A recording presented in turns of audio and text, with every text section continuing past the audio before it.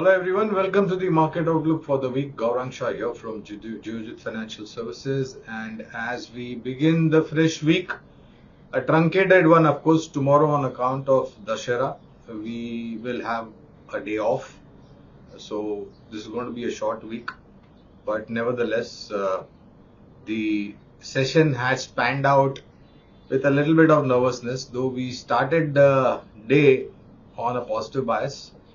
But as I speak to you with all of y'all at around about 11:15 this morning, markets have given out the early gains that we saw and has gone into the red. To give you certain levels on the Sensex, Nifty Bank and Rupee Dollar equation along with crude oil. Sensex is down about 140 points. 65,260 is the level on Sensex. Nifty is down about 50 points. 19,490 is the level on Nifty. Nifty Bank down about 30 odd points. 43,690 is the level on Nifty Bank. Rupee dollar equation. Little bit of weakness in the rupee against the dollar, and the level is 83.14 rupees to $1.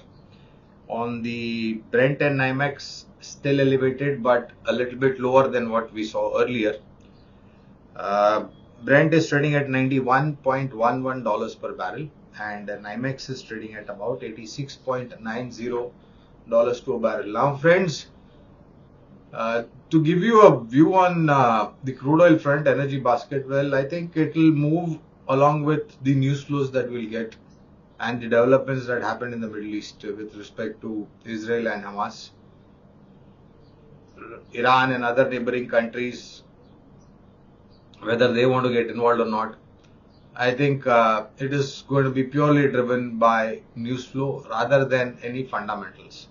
That is on the supply side and demand side. In case if other neighboring countries do jump into this particular situation, then I think there is going to be a bump up in the crude oil prices. Along with that, precious metals like gold and silver, which has already seen a spike up and then a little bit of cool off, will also start moving upwards. So we'll have to analyze the situation as and when we get the news flow from the Middle East and what is the situation over there. On the domestic front, and on the rupee dollar equation also, I think by and large we have to accept the fact that we are going to be trading at these levels of 83 plus to a dollar for a pretty long period of time, unless we see some decisive dollar flows coming into India. Coming back to the markets, well, friends, if you recollect, August was the month which was spent in consolidation. And that consolidation level on the lower side was 19,200, 19,300 on the lower side. Nifty spot I'm talking about. 19,500 and 19,600 on the higher side. Now gradually as we are slipping lower, and the fact of the matter is on 4th of October, if I remember right, if I recollect right, we saw a lower level of 19,350. This was before the escalation that happened in the Middle East between Israel and Hamas. Then on 7th of October, which was a Saturday, when this unfortunate terror attack took place from Hamas side onto Palestine, onto Israel, I beg your pardon, we did not break that low of 4th of October, 19,350 or 19,360. And given the fact that entire month of August held that low of 19,200, 19,300, the reason why I'm saying all this, friends, is that in the worst case scenario, we may possibly slip down depending upon what the news flow is. But a lot will depend upon whether we are able to sustain and whether we are able to keep that lower level intact or whether we slip below that. So as of now, this 19,300, 19,200 looks to be visibly strong support zone for the markets, and at those levels you see some delivery based buying also coming in. So you have a couple of triggers for the market in form of Q2 numbers which have been better whatever we've seen up till now. This week we'll have lot of large cap names coming out with numbers. Friday we'll have Reliance Industries. Before that we'll have Axis Bank and others to follow. So markets will be possibly looking out for these numbers and dissecting them as and when they unfold. But overall, what I can say is that whatever we've seen up till now in form of Q2 earnings, there has not been any large disappointments, and there has been grassroots positive triggers to possibly conclude that third and fourth quarter could be better, and of course next financial year even better. So we will be trading in this particular zone. Not that it's only the Indian markets which is weak. Markets across the globe are weak because of what is happening. And a peaceful or a diplomatic resolution of this current situation in the Middle East will only throw in positivities for the global markets and for the markets, our market as well. Now, with a truncated week, we also have the F&O expiry this Thursday. So expect a little bit of choppiness and volatility as and when we approach the expiry, monthly expiry date that is. And then of course we will possibly take cues for the rollovers now, figures, and of course what kind of long short rollovers are there. So that will be the other situation.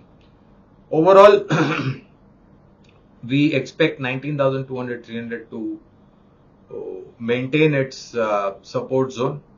Don't think that will be broken, and the fact that we are not going below those 4th October low of 19,350.60 will also keep bears in a cautious kind of mode, not to come and aggressively short the market, because there has been instance in the past, maybe about week 10 days, wherein we've gone lower and we've recovered. So that's the view that we hold out.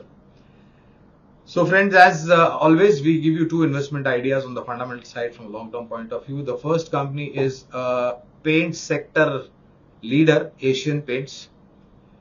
Some of you all might be wondering, at a time when crude oil is boiling, why are we recommending Asian Paints? Well, purely because of the numbers which we've seen. Despite of the fact that crude is on boil, margins have remained intact and input cost other than crude oil has been within the control. Decorative and automotive paint segment has shown a tremendous amount of traction in terms of volume growth, and high-end margin product that they are, profitability is also expected to be much better. So the first name from a fundamental point of view, long-term investment idea, is Asian Paints. The second one is a government company called BHEL, Bharat Heavy Electricals Limited. The reason why, and of course we've spoken about this company earlier, but prudent to say this name again is because we have raised the target price on the higher side, and on fallback of numbers, I think there is now there is great visibility. Gone are the days when there was lethargic excuse me, approach towards executing the order book. Now things have started to look better, and I think the run rate of executing the order book is going to pick up. And profitability, of course, looks quite visible. So the second name is from the Capital Goods Engineering PSU name, BHEL.